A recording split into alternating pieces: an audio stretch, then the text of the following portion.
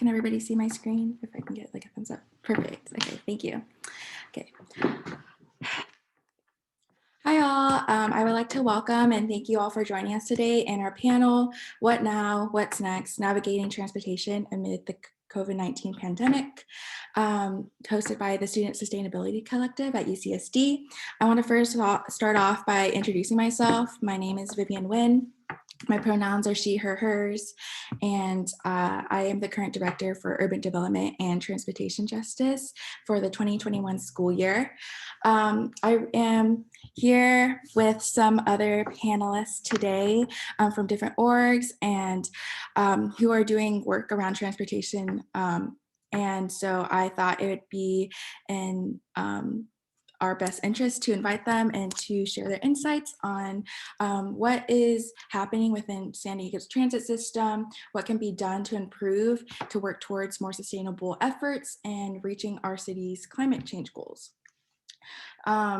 Along with that, something that's very relevant to add is how COVID-19 has affected these changes and the progress of transportation. So we'll go ahead and start by doing some introductions so that y'all can meet our panelists. We'll go ahead and start with whoever's at the top, Rosa. If you could go ahead and say your name, your pronouns, and your organization. Hi everyone, my name is Rosa Lasquaga Vidal and I am the Transportation and Housing Policy Advisor for Supervisor Nora Vargas for County District 1. And my pronouns are she, her, hers. I apologize for missing this. Hi everyone, happy to be here. My name is Stacy Bishop. I am with the Metropolitan Transit System.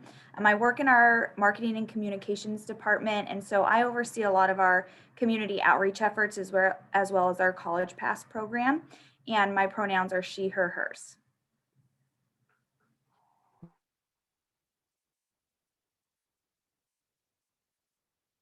I'm Phil Burkhan. I'm primarily from San Diego 350. I started as a geologist, seismologist, geochemist, and ended up being a civil engineer. So I have a broad background in what applies to all things transportation and transit design.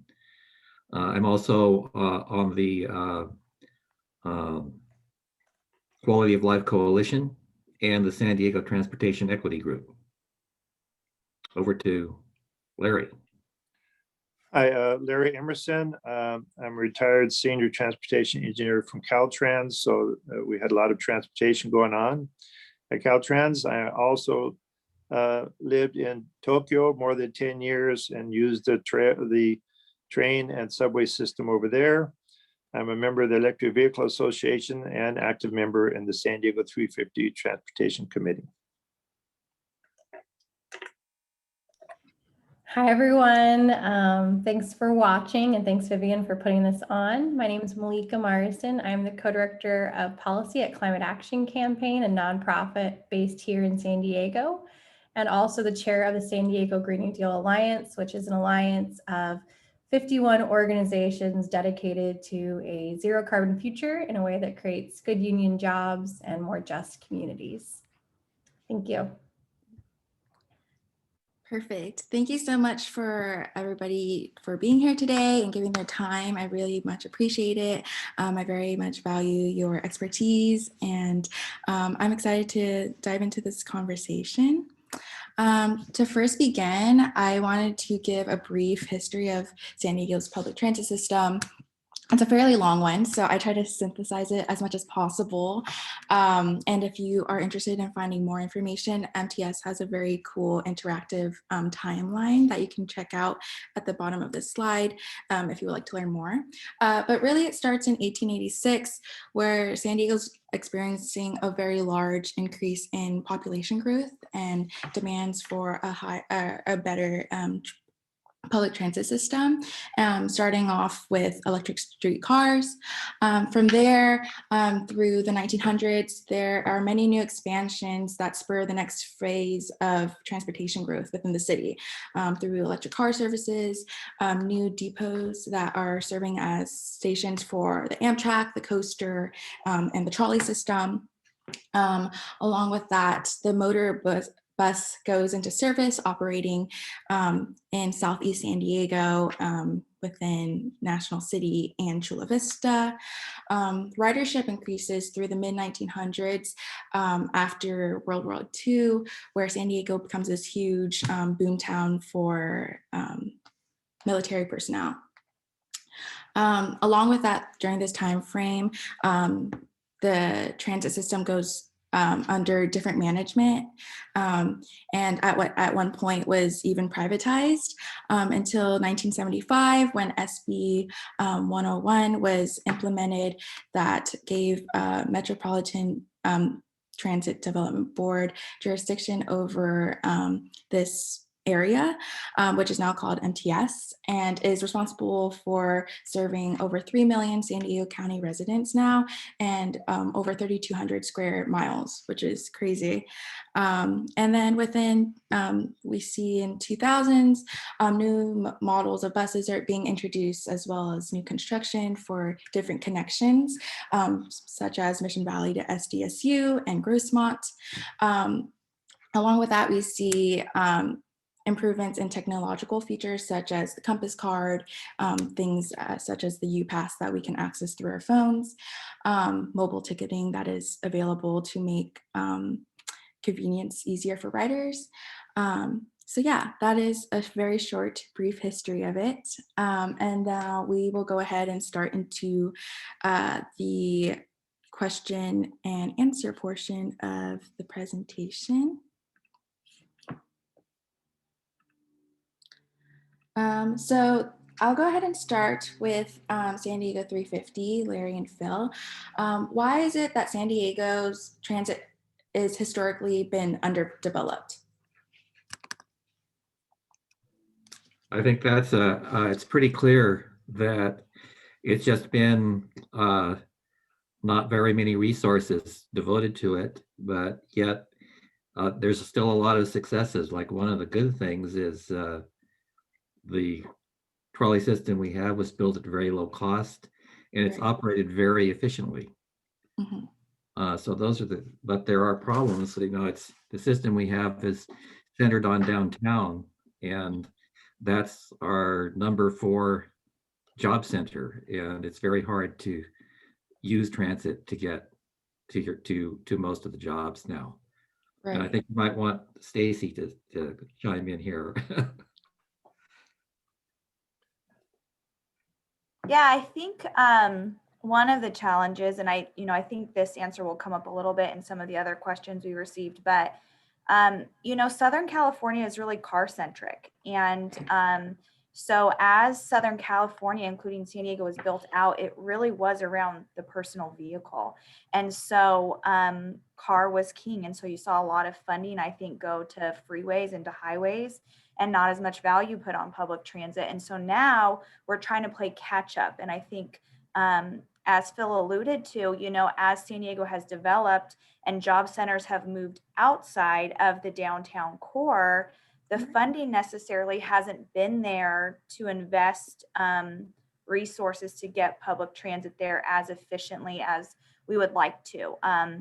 Certainly in downtown, I think you do see success in that a much higher percentage of people commute by transit than the average when they're going to downtown.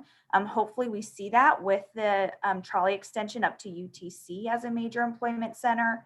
We do see some success of that in Kearny Mesa, but I think a lot of it is that, we've been playing catch up. And I really think that it's only been recently that this narrative around a need to invest in transit has taken place. And so, so I think that those are some of the foundational challenges that we face as a region. And I'll chime in real quickly. This is Larry. When I first came back from Japan, where I used the trains and subways over there, I tried every which way to go from National City, where I lived, to Old Town, where Caltrans office was. And it took from 2.5 hours to 40, 50 minutes, depending on which way. And I tried all these different ways just to learn. But one of the things is it just took a long time, and you had to transfer. So And the trolley is nice.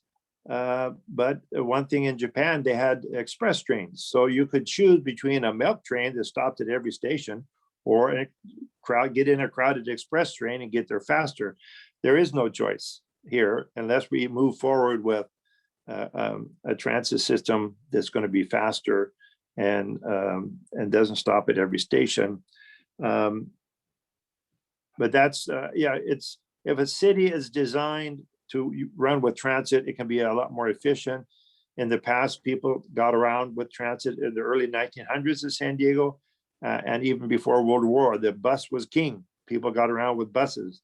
And after the war, there was more emphasis, as Stacy said, with a car-centric focus. So now we need to shift. Otherwise, we'll keep polluting, and the freeways don't get thinner. They get more crowded, and we can't just keep building them wider and wider. So that's my feedback.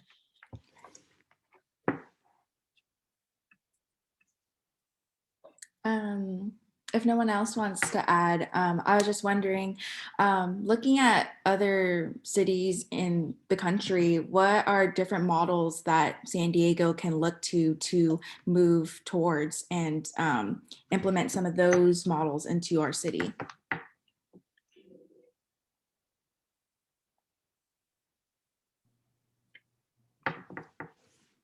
I'll just chime in again real quick. It's as Stacy mentioned, the transition, a lot of effort's going to be needed to transition back to more transit systems that are efficient and useful and take less time. Many cities develop their transit system from the bottom up. And when we've already got a little bit more car-centric, it's going to take a lot of energy and effort to transition to more transit-oriented that will be less energy, less polluting, and in the long run save everybody time and energy if we set it up right. I'll stop now. Yeah, and for me, I would like to add, I lived in San Francisco and I had the opportunity to live in DC, and those two cities, what I saw was there was a clear frequency, and there was some areas or some locations had 24-hour service, and that is what we need to bring. But at the same time, San Diego was developed in a completely different way. It wasn't built around our transit system. It was just built anywhere, and let's get people with highways and roads. So there is a lot of things that we can look at other cities, but we kind of also have to think about our road network and our transit network and how are they connecting together. So that's something that I do see, like in other cities, sometimes, youth opportunity passes is our biggest thing.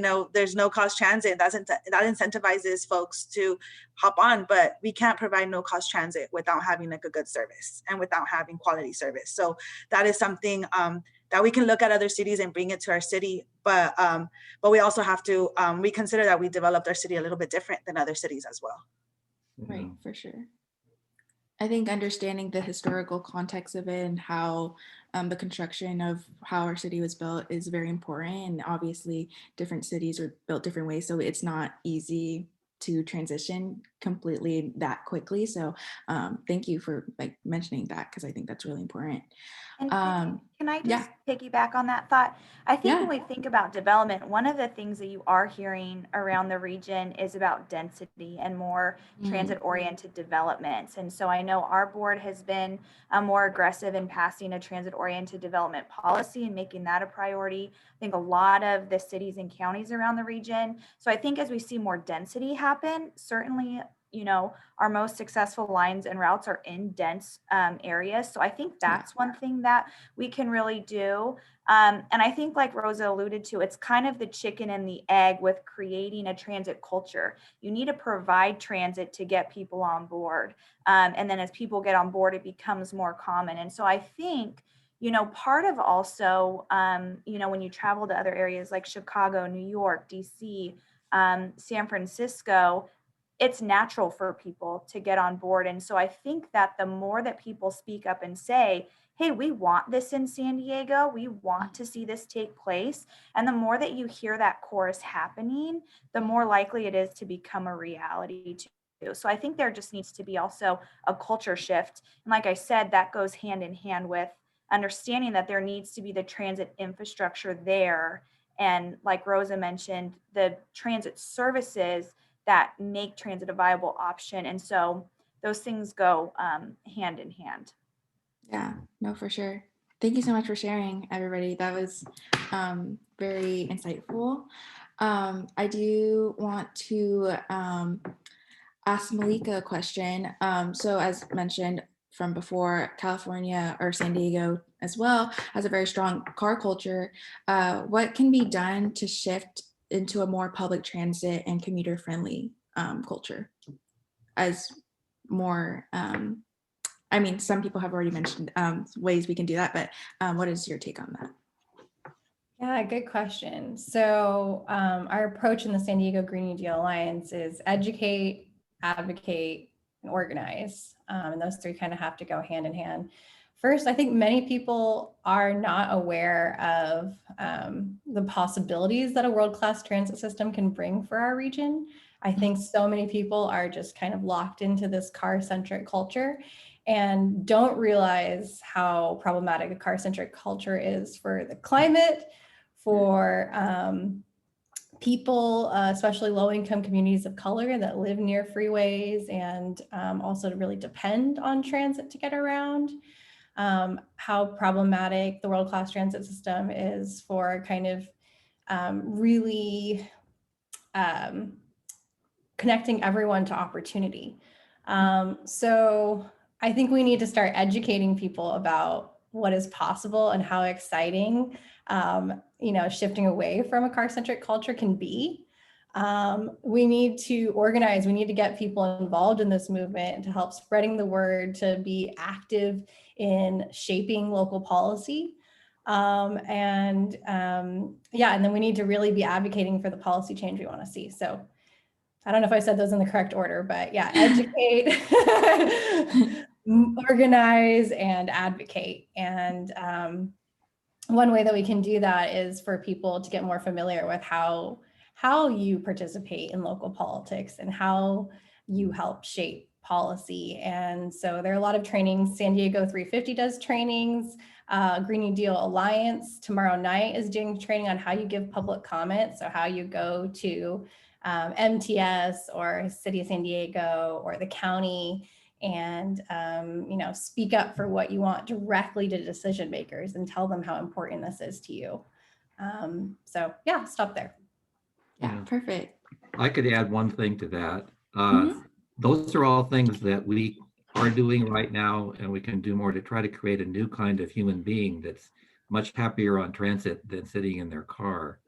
Right. But the other thing is the commuter rail system that Sandag is proposing, and they're trying to make, by doing that, they're essentially trying to make San Diego more like San Francisco and New York and Washington, D.C. In those places, if you drive your car, it takes 2 or 3 times longer for you to get to work. Right. Than it does if you use the transit. In San Diego, it's just the other way around. And bottom line for most people, when they're talking about a difference of an hour or an hour and a half per day difference, they're going to make the choice for what gets them to work the quickest.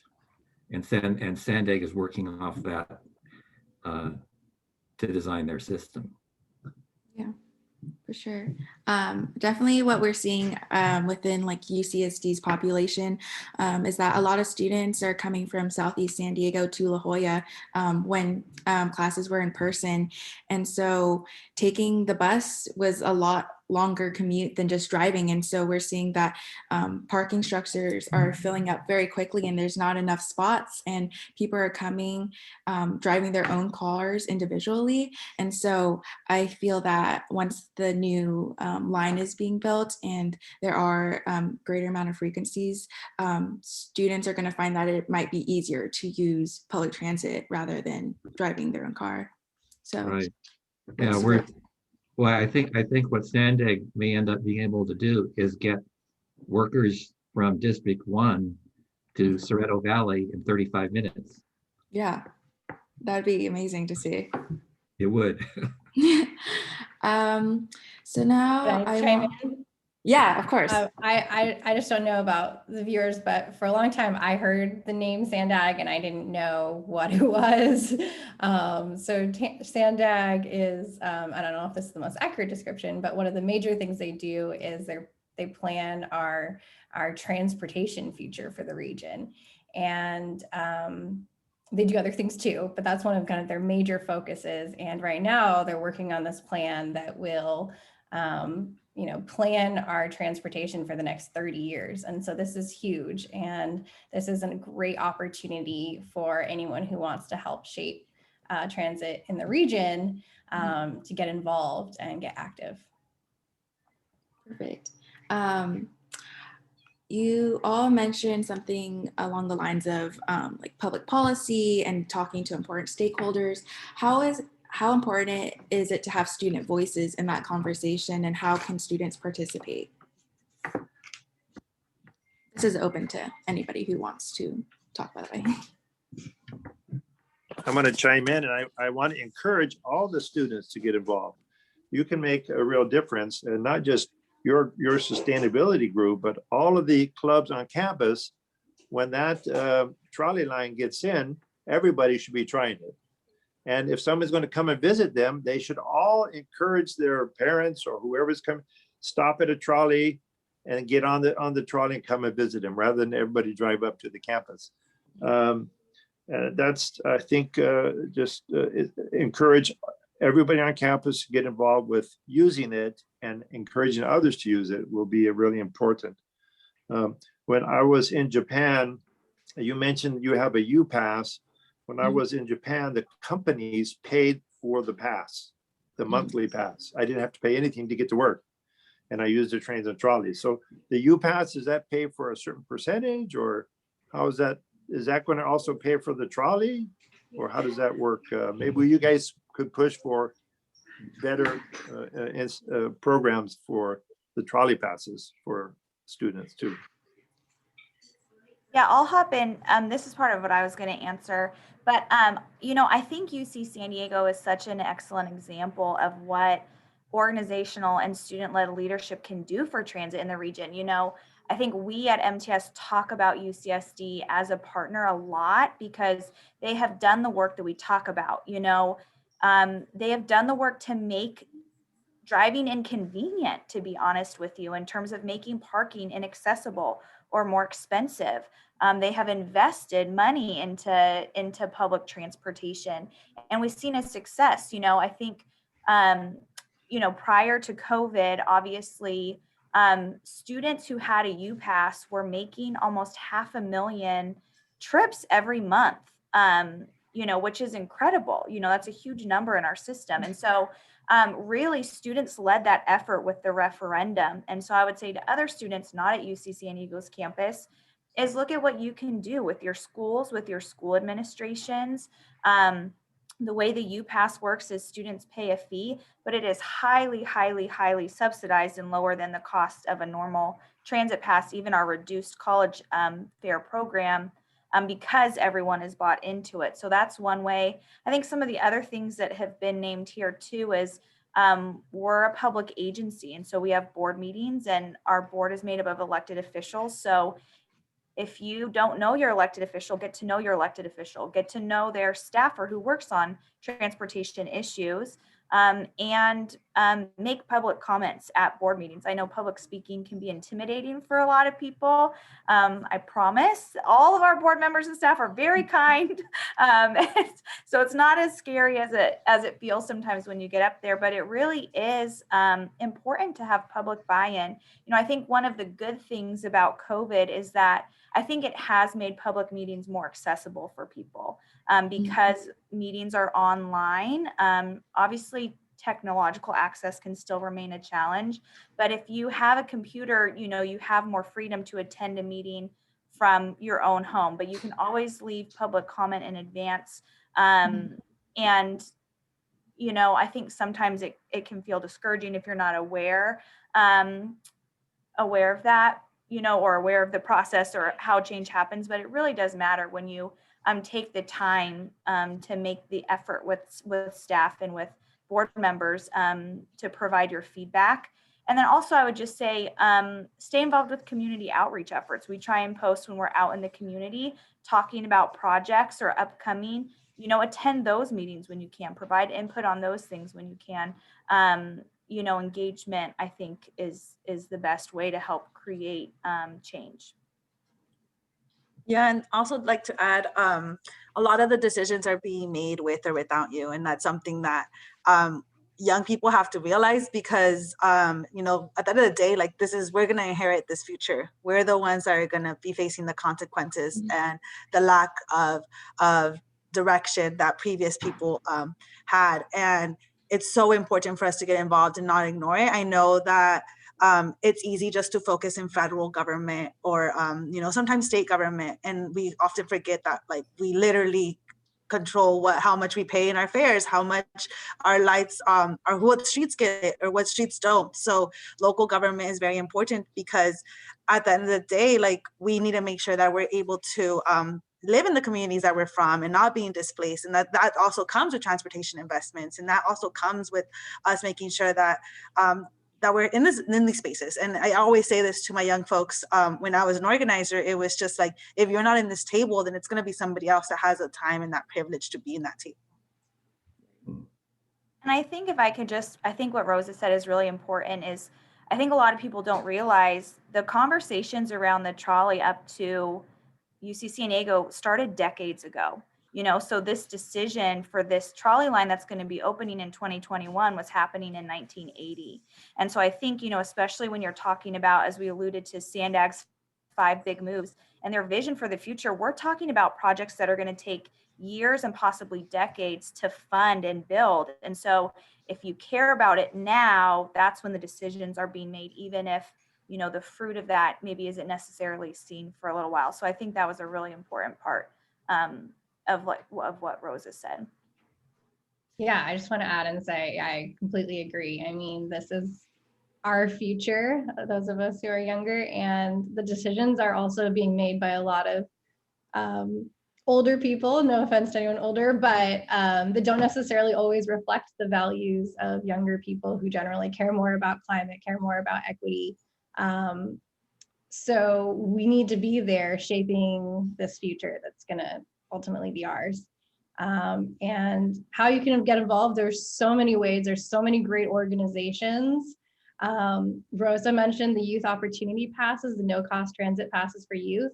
That's an amazing, amazing campaign that's been going on and originated in City Heights at Mid-City Can, and encourage you to get involved. San Diego Green New Deal Alliance, we have a website, greennewdealsd.org, where you can get involved. We're on social media. There's so many opportunities, and you don't have to be any kind of expert in any of these things. We are there to help you figure out how to use your voice, to feel empowered, and to help us shape this policy. And the other thing is that local politics is also really exciting, because it's really easy to make a difference, I think. There aren't that many people who show up to help shape these things. And so it only takes a handful of us to really make a difference. So it's exciting. It's a great place to be. Also, both, locally, most governments have kind of shifted to be more transit friendly recently, and to be kind of more climate friendly. And so that's really exciting. It's a really exciting time to make change. So join the movement. That's awesome. Thank you so much for sharing all that. I think those are all very encouraging words that many students are going to find very helpful and comforting. And through the Student Sustainability Collective, we're trying to build that civic engagement, build that community where students are, taking advantage of this time to speak their voices and say what they need to say, and get policies passed that are going to be implemented and benefit everybody. So that's really exciting. So thank you so much for sharing. My next question is for Rosa. What are some current initiatives that are being lobbied right now that students should be looking out for currently in terms of transportation?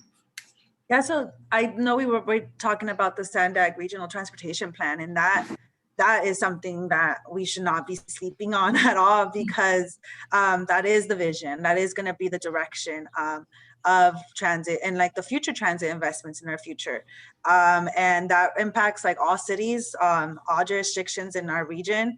And that's something that we do need to prioritize. And I know a lot of the cities also have their climate action plans, and also advocating for like complete streets and more transit investments on those areas is very important, because not only do we need these transit investments, but we also need to have a safe route to get to these transit stops.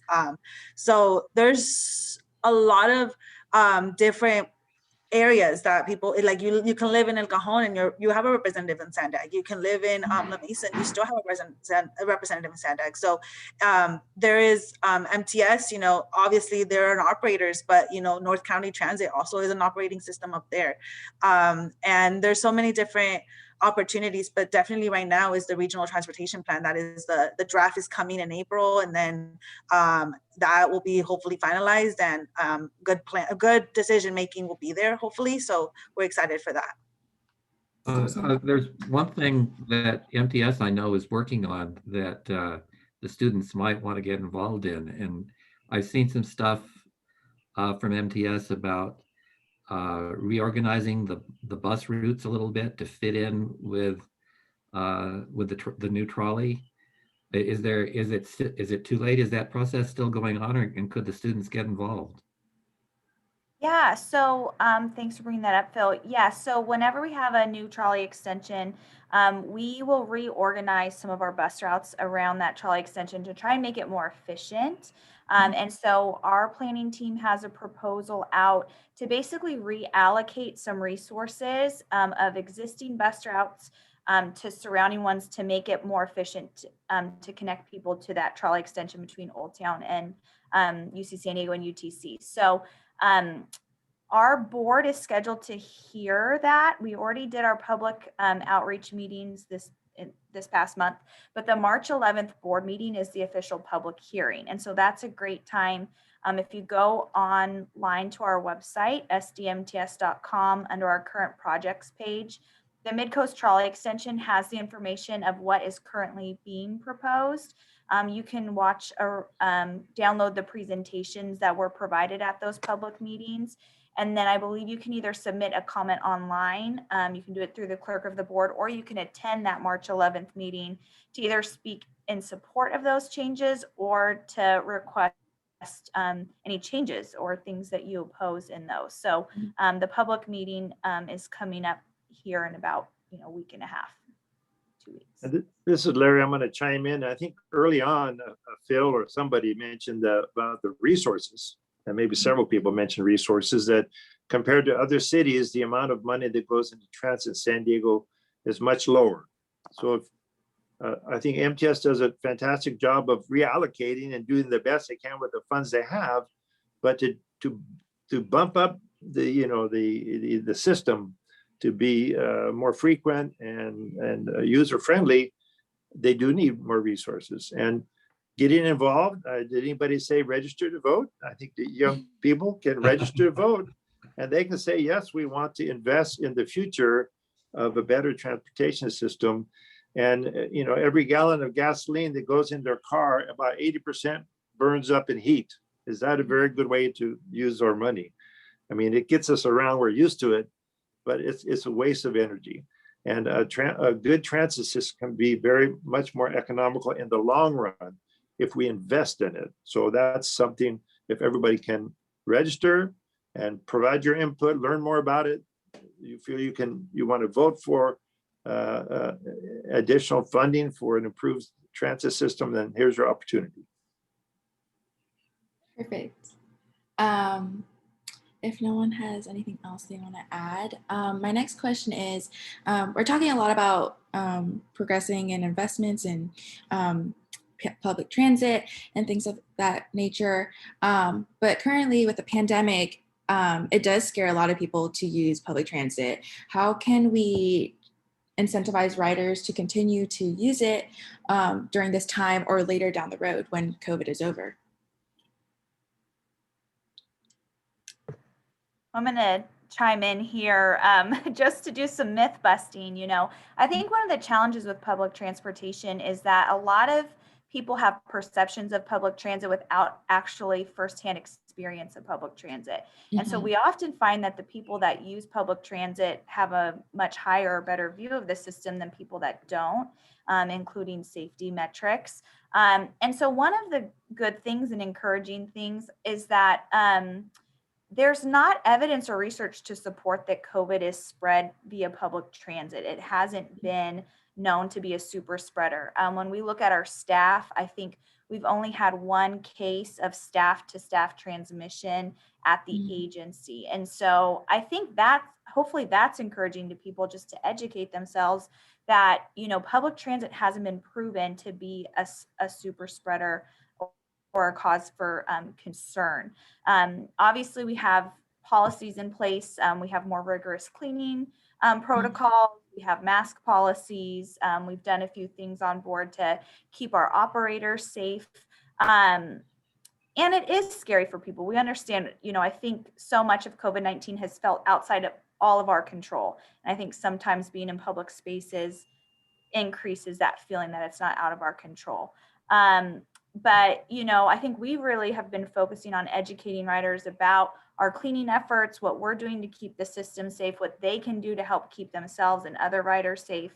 And, it's going to be a switch for us. Pre-COVID, we had seen 2 million extra trips taken on transit through the first 8 months of the year, which was the fiscal year, which was hugely encouraging. And then that totally tanked. And so it's going to take work to get people back on board. And, we really haven't been encouraging people to ride up until this point because it didn't feel very responsible, when people were asked to stay home and to social distance. And we really wanted to keep that message and service for essential workers. I think we're starting to see a shift. And so this spring, we're actually launching a program called Eat, Shop, Play that we'll have more information out about in a couple of weeks, but it encourages people. We're going to have small businesses register to participate through the program.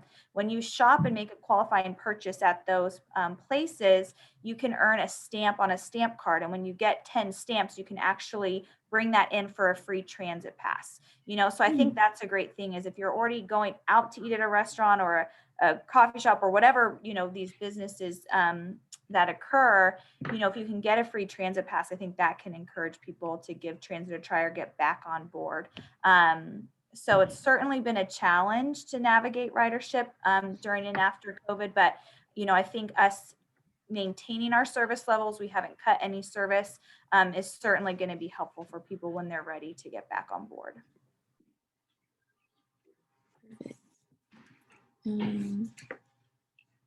Okay, it doesn't sound like anybody's going to say anything else, so I'll go ahead with our next question. Well, I'm gonna jump in and Okay. just I think that MTS has been doing a great job with the cleaning and just keep advertising. Maybe create a vaccine program for those who haven't gotten it yet, and they can get it if they're going to ride the transit. Get a vaccine shots. Just keep encouraging people. I'm going to use it more. I was using it a lot when I was going downtown for meetings at MTS, and I would love to go up to UCSD when it goes all the way up there. But I will be probably using it more now that things are opening up. But I've gotten my 2 vaccine shots, and of course I will still wear a mask and wash my hands and do all of that stuff. So just everybody, I think you're right. It's not as scary as we were thinking it was, and things are going to change in the coming months. So everybody should take advantage of that. Yeah, I remember posting on our socials about MTS providing free rides to vaccination centers, which is really great, especially UCSD Health has a vaccination center. So having that as a source for people to get to their vaccinations is really great, and a really cool program that they support. So I'm going to end with our last question, but why is it crucial that we take aggressive measures right now, today, in supporting transportation goals that are going to help a greener, more sustainable San Diego.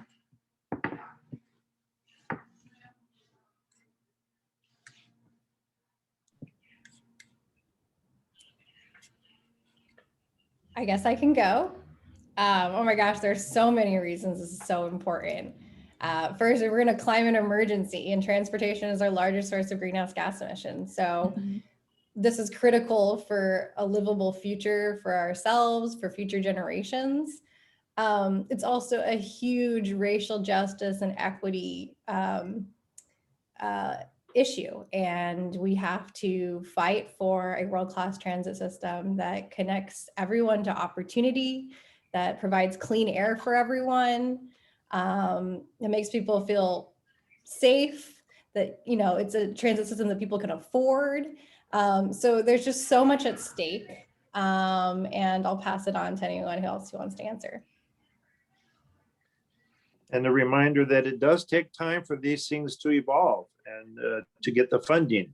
So acting now and pushing now is important. You know, putting it off for 5 or 10 years isn't going to have as, you know, as big an impact. And it is a emergency.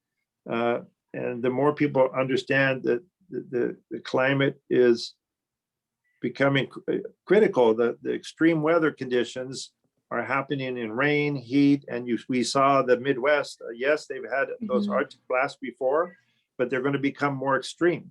And that means it's going to be harder for everybody to enjoy life if we do not take action. So that's another reason to get involved now and make changes for the future. Yeah, and especially also we need options to get around, and what better way of just making sure that not only are we just focusing on driving, but also, you know, focusing on how are we walking, how are we able to access transit. A lot of the infrastructure, it was just made for people, it was made for cars, and it's time to stop. And we have a planet that we need to take care of that has just been ignored for so long.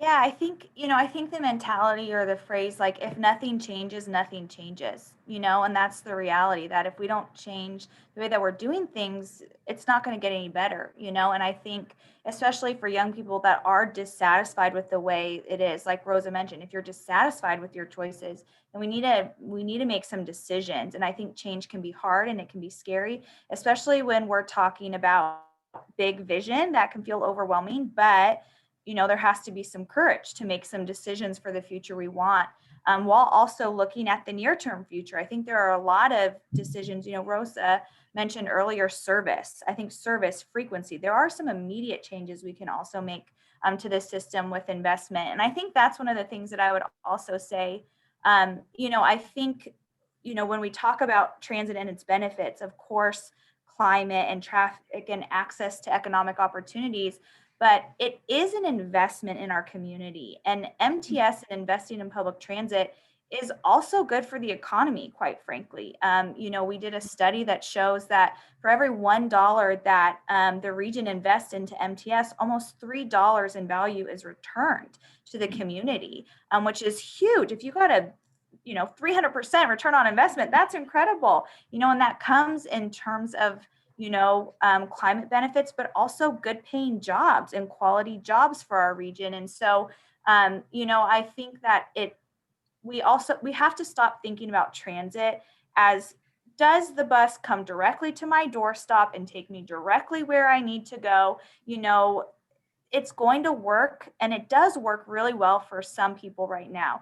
We need to make it work better for more people. But I think as a region, we also have to think beyond our personal doorstop to doorstep benefit of transit and think about the ways that it impacts our communities in really meaningful ways. And so, you know, I think from inside the agency, I think we're encouraged by the amount of public engagement that is happening. I think with our Elevate SD efforts, we saw a huge swell in people who want to have this conversation.